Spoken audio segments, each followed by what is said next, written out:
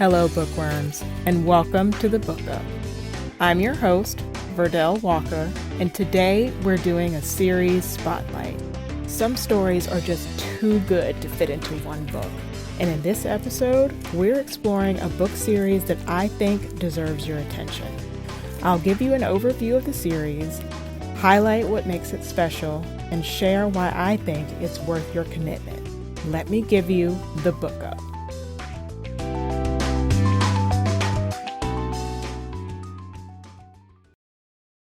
Today, we're going to dive into the Green Bone Saga by Fonda Lee. Fonda Lee is one of my favorite authors. I consider her an auto-buy author, meaning I will buy whatever she publishes. I love her that much. And it all really started with this book series. The Green Bone Saga is an urban fantasy series published by Orbit. It spans 3 books, a novella, and a short story collection, all set mostly in the fictional city of Janloon on the island nation of Kikon, a gritty, immersive world where power, loyalty, and family are everything. To me, Janloon felt like a heightened version of Singapore, where some people had magic powers.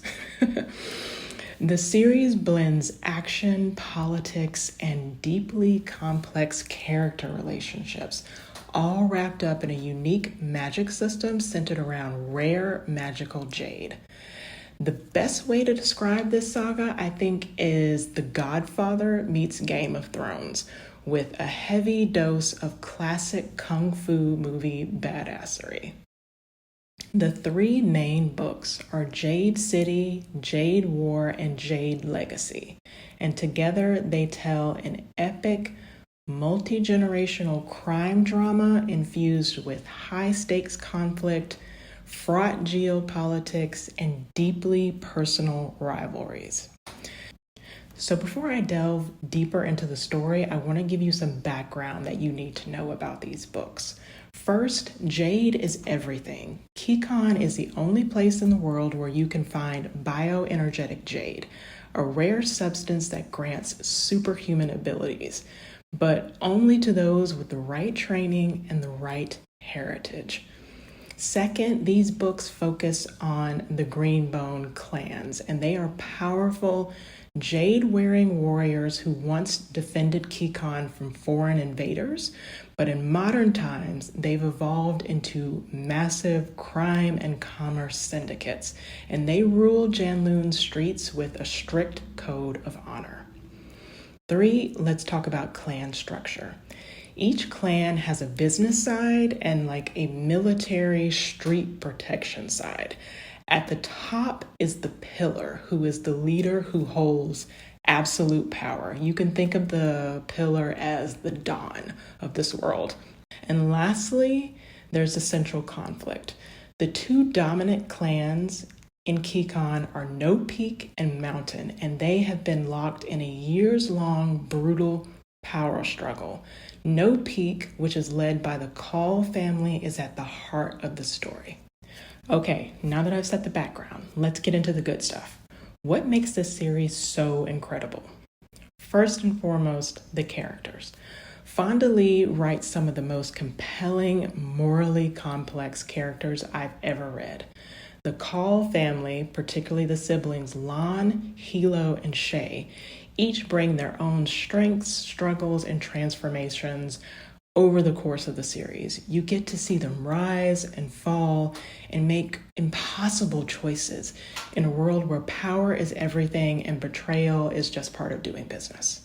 So Hilo is the hot-headed, fiercely loyal fighter who never expected to lead the clan. But when he does, he proves that sometimes the most reckless warriors can make the most ruthless of kings. I think Hilo was my favorite character in the entire series. Second, we've got Shay. She's the sister. So she walked away from the clan trying to forge her own path. She actually moved away from Janloon and Kikon for a long time, but only to be pulled back into the world that she tried to leave behind.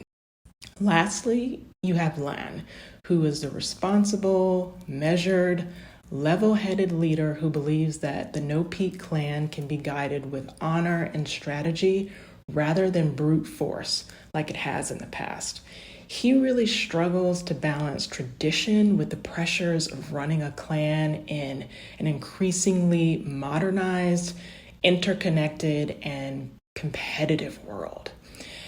So those are the main characters, but even the secondary characters like Mike, Ken, and Tar, Hilo's lover Wen, Barrow, who I despise, and I'm sure you will despise him too, Nico, and Andon Emery, who is the adopted son of the Call family. All of them are fully alive and three-dimensional, so just excellent character work here from Fonda. Also, the world building here is next level. Janloon feels like a real place. It's got bustling streets, neon lights, and this clash of tradition and modernity. I said at the top, personally to me, it felt like Singapore.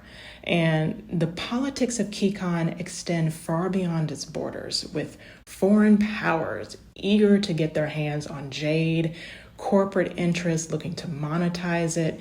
And throughout the series, there's this constant question of how Kekon's traditions can survive in this evolving world.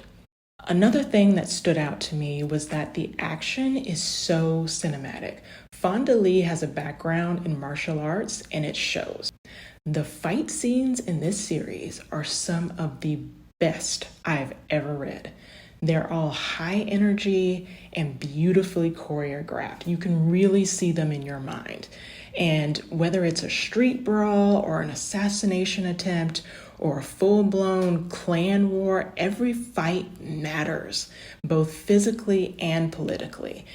And then you have the added aspect of Jade, giving the Jade warriors heightened superhuman abilities. It was just so striking and incredible to read. Finally, the thing that I love is that the emotional payoff here is massive. This is a series that starts big and it only gets bigger. The stakes aren't just about power and money here. This is a series that is about legacy, family, tradition, and survival.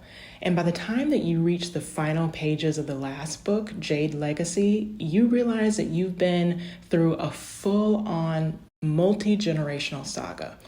Watching these characters grow, love, lose, and really redefine what it means to be a green bone. So to wrap it all up, if you love epic family dramas, intricate world building, and high stakes action, the Green Bone Saga is an absolute must read.